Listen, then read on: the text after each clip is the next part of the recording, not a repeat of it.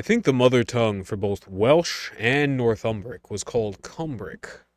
Welsh having more Irish influence, of course, but Northumbric, the original language of York, being more similar to the Old Brittonic Cumbric.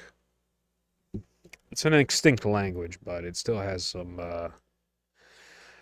artifacts left over. I've noticed the dark feminine horseshoe theory wraps around a simultaneous feminist and Pamela Anderson. So at a certain point in the dark feminine horseshoe theory, you will hate men so much that you will actually want to be a sex slave for a man who's about to die who has a bunch of money. Pamela Anderson. That's funny.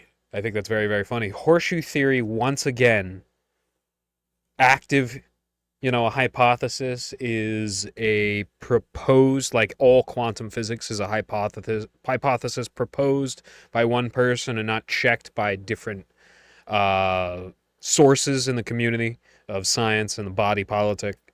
Whereas a theory, otherwise known as a working theory, is something that has been proved multiple times, but it's still called a theory because science is ultimately inconclusive in all of its findings, which is a beautiful thing. And the basis of all science is psychology, and the basis of psychology is theology, you see. So keep that in mind. Anybody who tries to tell you trust the science, you can just discard everything that they have to say, because scientists, true scientists, do not trust their own science. It's that simple. So speaking of which, I got around to watching the Jubilee with Mehdi Hassan, who I find very distasteful, yet eloquent. And that Catholic guy, the absolute spurg who called himself a Francoist, he didn't deserve to get fired over that, but at the end of the day, he came off as extremely low IQ. He kept saying, "to be quite frankly," multiple times, which bugs the piss out of me. Truly does. And his Dunning-Kruger effect was on full display. So I understand why his editors let him go after the pressure mounted, you see. However, Mehdi Hassan saying he respects the First Amendment while saying he doesn't debate fascists, then debating an avowed fascist over the Constitution, was very ironic. Very ironic indeed. And most importantly, and mind you, I've got a lot of flack from Antifa over the years, though I care not for the critiques of weak-minded men.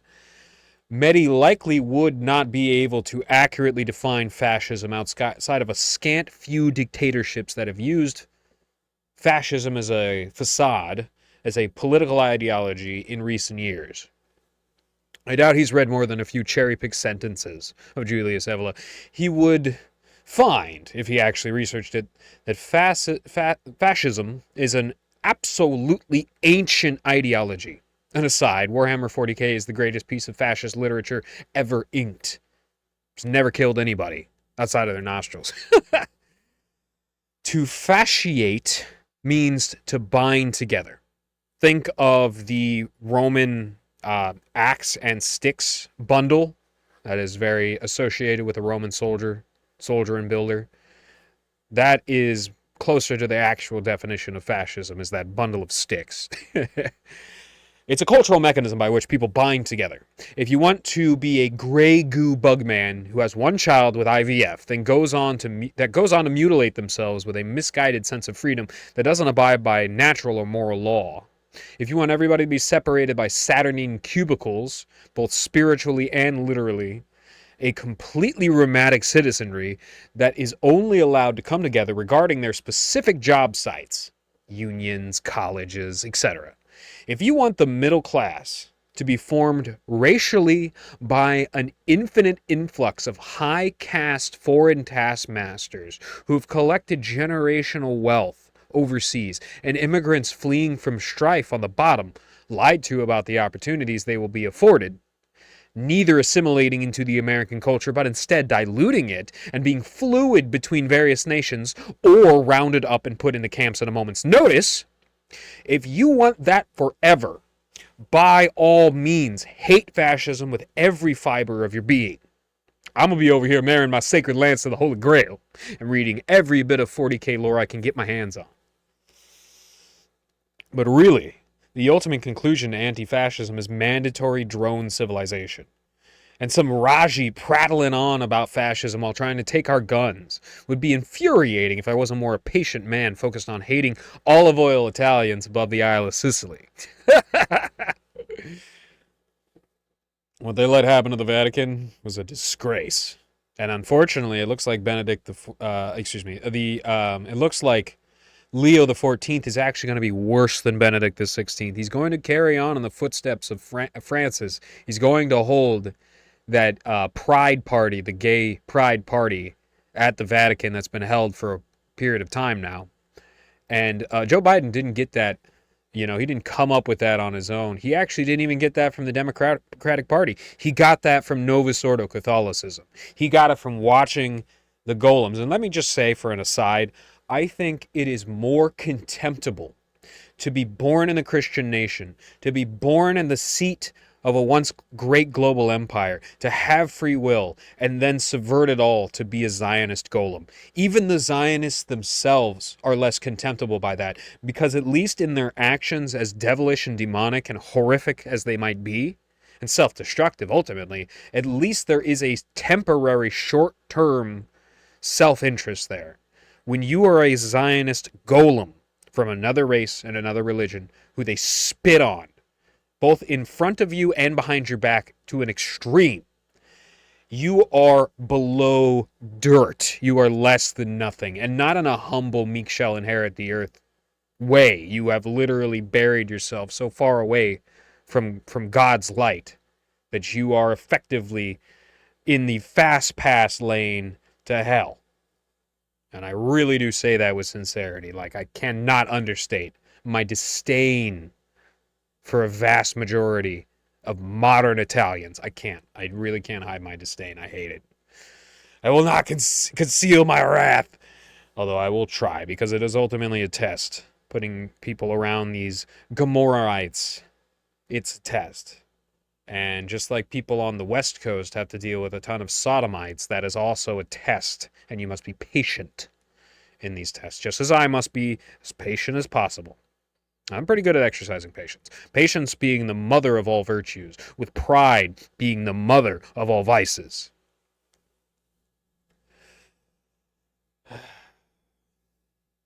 Here's something for the bros, as if any women listening didn't just tune out at the fascism explanation.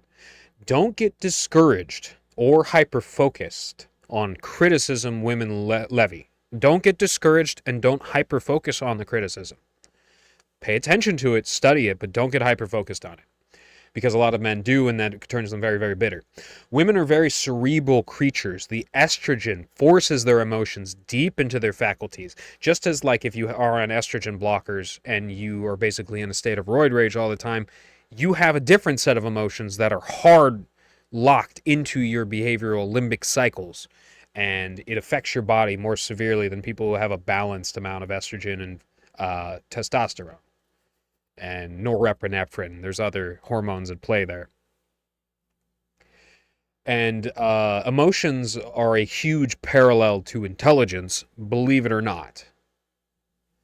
What most women are doing is trying to find a man that matches with their emotional and physical contours.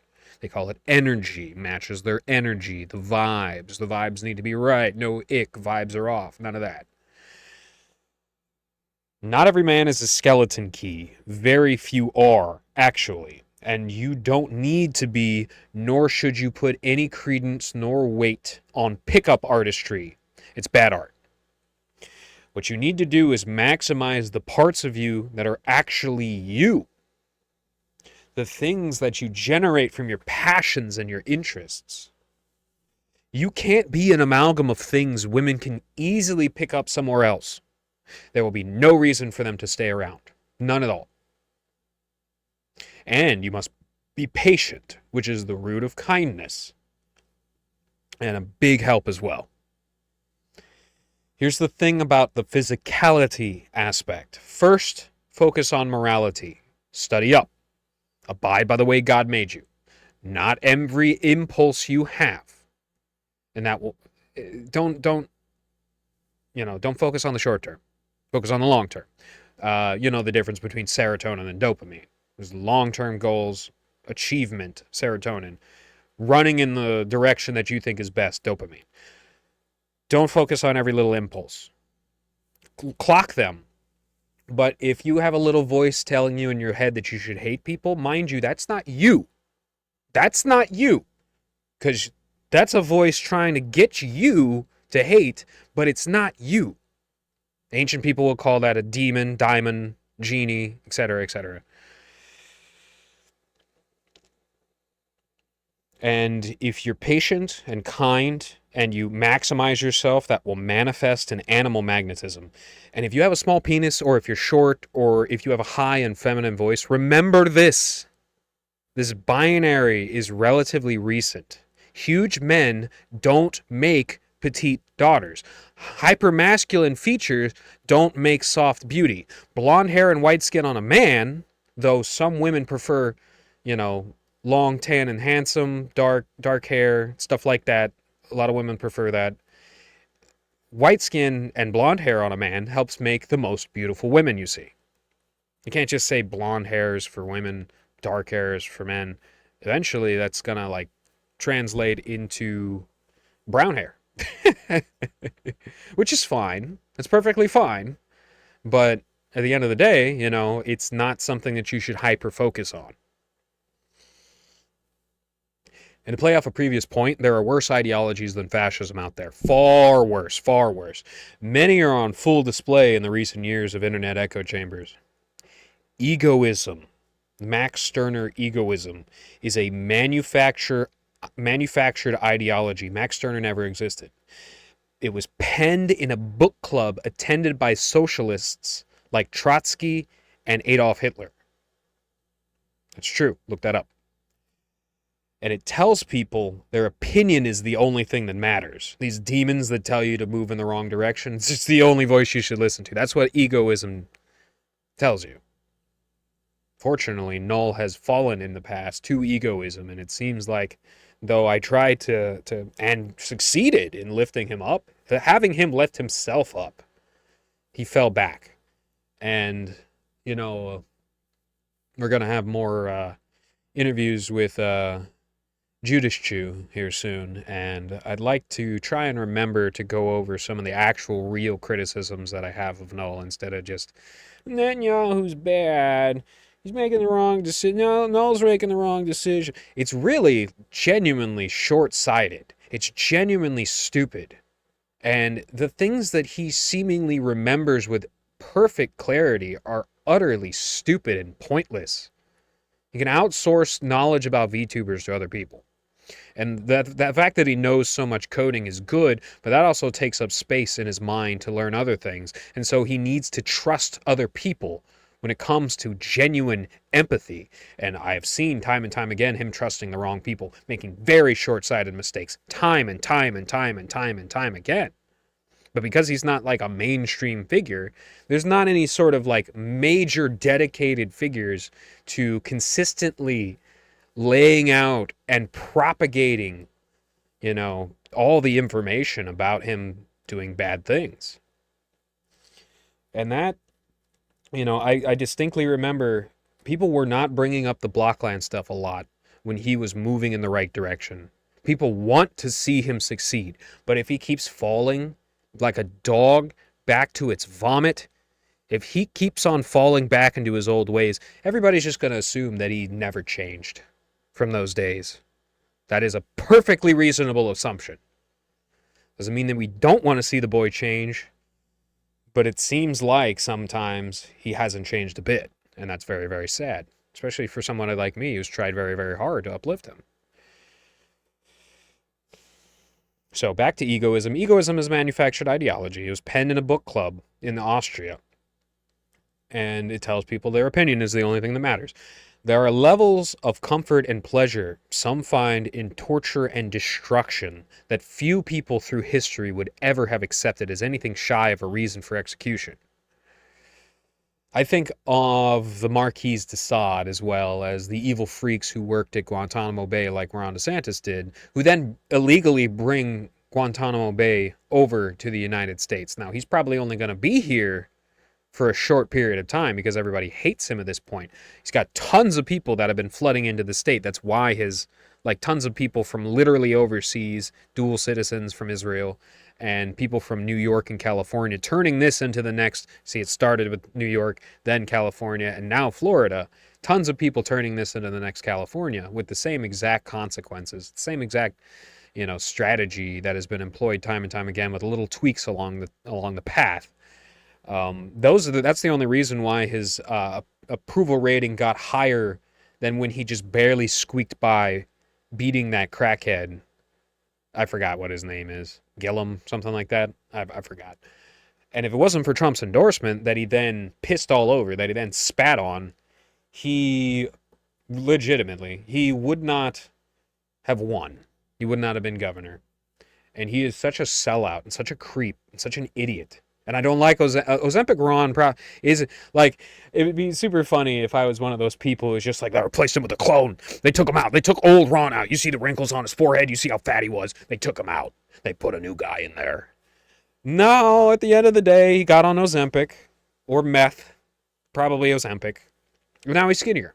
Okay, fine. I don't care how short he is. I don't care what skin color he is. I don't care that he's an Italian. I used to think he was Cuban. He spent enough time in Guantanamo Bay. They picked up a lot of communist Cuban, gulag energy. You know what I'm saying? And at this point, I just think he has Havana syndrome. So I don't care about any of those fetters, any of the aesthetics.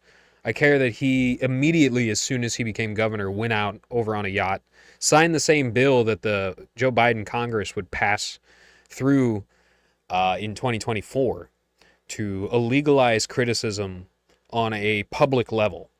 So you can still do it as a private citizen, but if you're at all involved in the public sector, your job is in jeopardy, and there's no lawyer that can help you because of the laws that they forced through Congress. The same Congress that has been working overtime to block the Epstein files, which are eventually going to come out, and they're eventually going to show probably like an eighth of the real Epstein people, if that.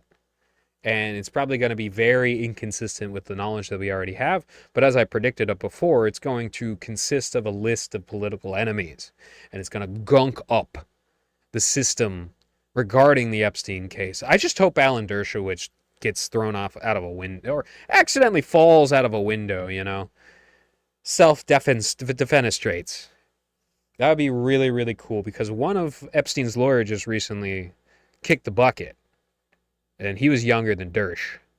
So if Alan Dershowitz, a man who said that Virginia Giuffre, or I forgot exactly what her first name was, but Giuffre and the other women that Ghislaine Maxwell and Jeffrey Epstein trafficked were all whores who did it willingly. That's what he argued in court.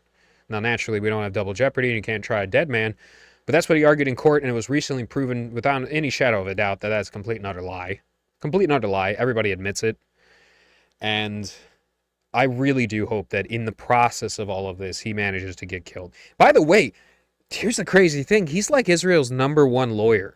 So anybody saying, especially if you come from like the intelligence communities, anybody saying that Israel has nothing to do with Epstein and Robert Maxwell, an avowed intelligence assets daughter, it's nothing to do with it at all. Just just managed to make a bunch of money by being really good at math. And then he just did a bunch of perverted shit by himself. Yeah, sure.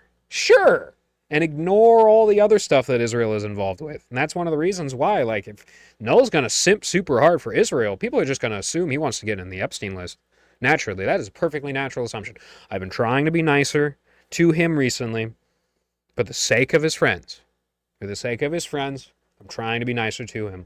But I see what they're doing, and I remember myself going up through there. And it's really not worth it. It's not worth it because he will throw anybody under the bus for very, very little. He's the embodiment of that meme with the crow that says, I would sell you to Satan for a corn chip. He's the embodiment of that. I really, really do believe that. I'm not joking about that.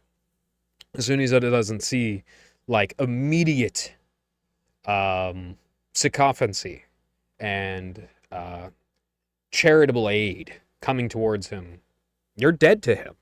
You might already be dead to him if you are a sycophant and somebody who donates to him. That's the crazy thing. And I can actually, after reading a lot more of the Blockline stuff that has come to light recently, I can see how his limbic system was fried. His actual brain was really, really severely damaged by like constantly chasing the dragon of more and more extreme gooning as a kid, as a teenager. And that's... I didn't actually read the Dynastia thread in Prospering Grounds until I was already on the outside. But good golly, was that disgusting to read through. And I actually noticed a bunch of red flags popping up when I was in his circle. But you have rose-colored glasses, and you want to work through them. You want to actually like accomplish the destruction of the evil and the overcoming of the curse. That's what you want to accomplish. But you can't. You can lead a horse to water, but you can't make him drink. It's as simple as that. If you spend enough time online without forcibly curating your perspective, you will encounter many people that indulge themselves in torture, rape, and other horrific, degrading things. And they're in the peripheries of many communities, even ones you wouldn't expect. There are bad people in every good community and good people in every bad community. This is an interesting fact. But where most reality is found is in the 50 Shades of Grey, where the mundanity of evil flourishes like a native plant.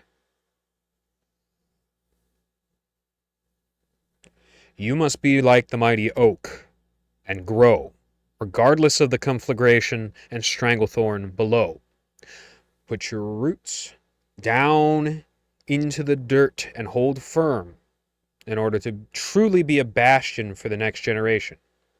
For that, you must seek through that which has came before you, fallen before you, sunk into the chthonic earth before you, as you too must one day. What I wouldn't give to be able to see with perfect accuracy a glimpse of the purity spiral that the Nazis would have went through if they had achieved their high castle goals. Some picture it as an AI Studio Ghibli picnic in a field with one family that looks straight out of a propaganda poster. That ideal is hardly as fascistic as it is egoistic, funny enough. Soviet propaganda is incredibly fascistic, which is ironic, but it's true. And they're also very, very racist. Marx himself was extremely racist. Much to the chagrin of the Antifa, which have declared fatwa on me and banned me from Fargo, but I'll go there if I want to.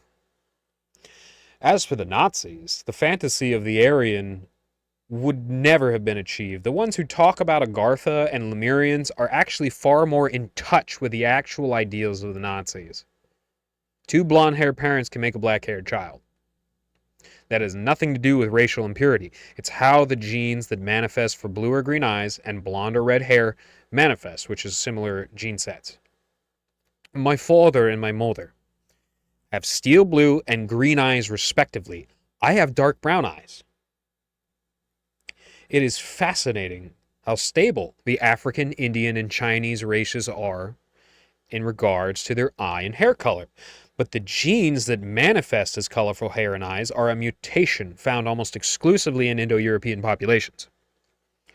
It's not about purity, but a dice roll on whether or not the genes will have switched on or off when you're born. Something the real eugenicists are digging into with CRISPR, the side effects of which we haven't had time to study yet. But the Nazis were misled by this Aryosophy, something propagated ultimately by the minds that believed Indo-Europeans were either aliens or Nephilim or some combination of ancient man and otherkin. It's not a joke. For real. And the horrors of that purity spiral would have never ended. I think men that dedicate their entire lives to cars are one of the worst people that humanity has ever produced. Mechanics are among the shystiest jobs out there. And the worship of the idols of our car-dependent infrastructure is quite literally killing us slowly. We are numbing ourselves to the world we actually live in. We allow what's important to die, if not willingly killing it. And we can all hide away in our mobile prisons, disconnected from where we come from, getting angry at the littlest provocation or inconvenience. It's sad, as a student of history, to see us sink so deeply down. But it might make more sense from the perspective of someone whose ancestors didn't come here on boats. I'm not quite sure. I just intuit something's deeply wrong. Nature is endurant, however, but it is not forgiving. The wise will act in such a way that makes the consequences of actions of others lessened, but much will still be destroyed. The eternal allegory of Noah or Lot. I'm going to be back on Moodus' stream sometime this week. Stay tuned. I'll try to stream it here on YouTube. He's a fun host. Stay tuned. Until next time, my friends, remember, stay strong. Cheers. It's over!